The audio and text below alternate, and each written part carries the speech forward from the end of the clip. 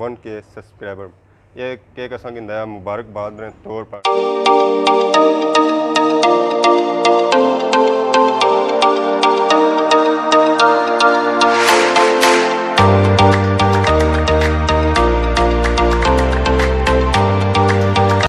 जी मारे दोस्तों, अज मैं बहुत खुश हाँ। अज मारा भरा मारा दोस्त उसने चैनल जो मोनेटाइज होया।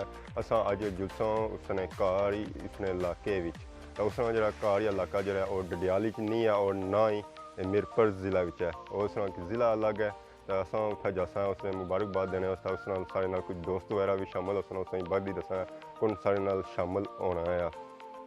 बाकी तुसें दसा कि सारा भरा के रहा और उसका चैनल क्या है वो बाद ही दसा। तो असा उस जाने इलाके जाने वास्ते सब से पहले करनी पैसन तैयारियां। तो जुलने पहले तैयारियां करने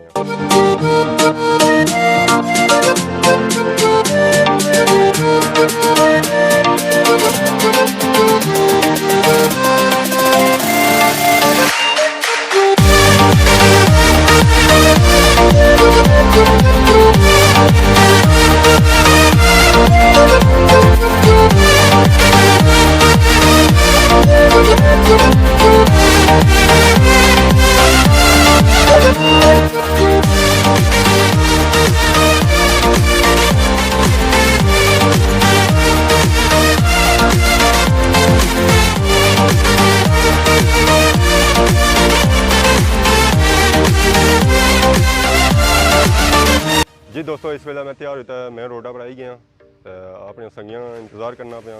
ये मेन रोड जी है सियाख टू डडियाल रोड है। तो इधर सियाख जानी है तो इधर डडियाल जानी है। तो असा अगर जाना सी तो फिर डडियाल जाना पे सी असें तो डडियाल रोड जासा। जी मारे दोस्तों, जिन्हें हमारे नाल जुलना से जिन्हें इंतजार करने सा उन्होंने सारे शराज सागर साहब खादमाबाद TV वाले ये भी नाल जासन सारे काफले शामिल है। जी सागर साहब जुला जुलो बस बैठो जी। तो बाकी जेडे दोस्त है ना वो क्या इंतजार करना।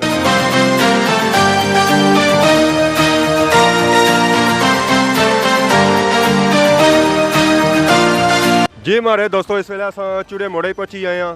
तो सारे काफले च कुछ और हजरात शामिल हुए। मास्टर इदरीस साहब ये कुछ फरमासन कुछ जाई रहे हैं बहुत चलो राजा साहब असा जाई रहे हैं जनाब श्रीलंका कोलंबो तरनोट TV वाले कोल जनाब जराई जराई तो कुछ मिलने से जाई रहे हैं। ये जाई जनाब अपने मंसूर जट साहब और जुलने हूं तो भी ज्यादा मैं कपड़े भी काले लाए हुए निकालन। Let's go.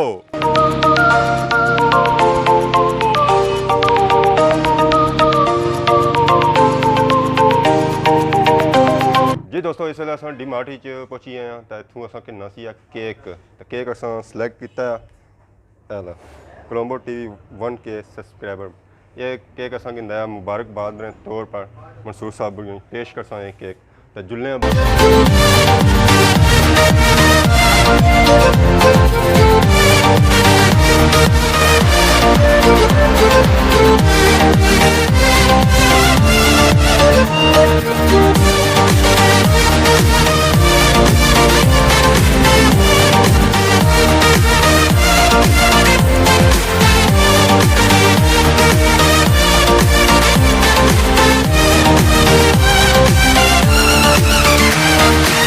जी मारे दोस्तों, इस वेले अस आई गए पलाक चौक इतों जी रोड किन्नी है कोटली डडियाल और मिरपुर सारे शामिल हुए। रहीम भाई ये सारे नाल शामिल है। अज अपना देश तो जुल अल्लाह शुक्र जुले अगर मंसूर जट नाल मुलाकात कराने।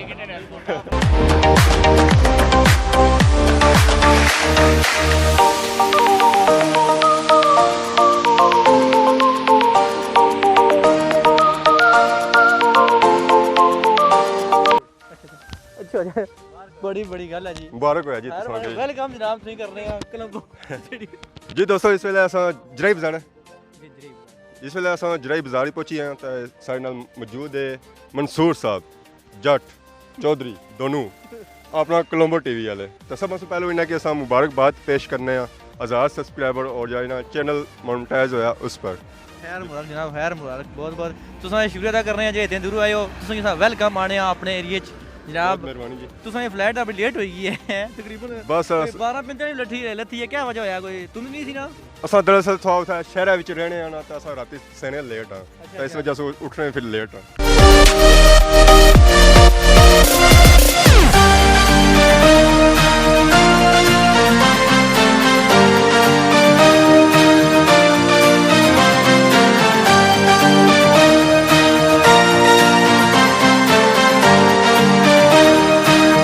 इस वेले असां मंसूर साहब ने घर पहुंची आए हैं तो काफ़ी सारा वेलकम किया जराई बाज़ार विच तो उतों असां काफिले की सूरत इन्होंने घर च आए हैं तो इस वेले साढ़े नाल मंसूर साहब भी मौजूद है तो और रफाकत साहब सो हम तक्या चैनल जरा काफ़ी वक्त टाइम जरा मोनेटाइज होया तो ऐसा कम बंदियां नहीं होना जरा कम वक्त जरा मोनेटाइज होया तो तुसां इस पर कोई जड़े साढ़े नए यूट्यूबर है तो उन्होंने क्या पैगाम देना चाहते हो? नए यूट्यूबर ने ये पैगाम देना चाहते हैं कि दिल नहीं छोड़ना। जितने भैन भरा नवे यूट्यूबर काम करने हो वो दिल लगाई काम करो, इंशाल्लाह एक दिन जरूर कामयाबी सुनी लपसी। इंशाल्लाह मंसूर साहब ने कोई खाने पता चला कि बंदोबस्त किया हुआ है तो वो भी फिर कोई केक आखिर पर कोई केक है वो भी कर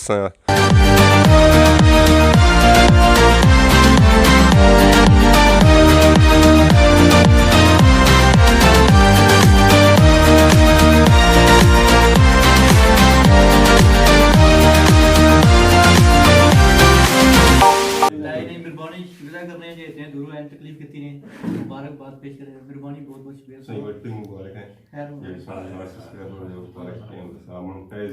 ना जी नहीं कि आपको यकीन है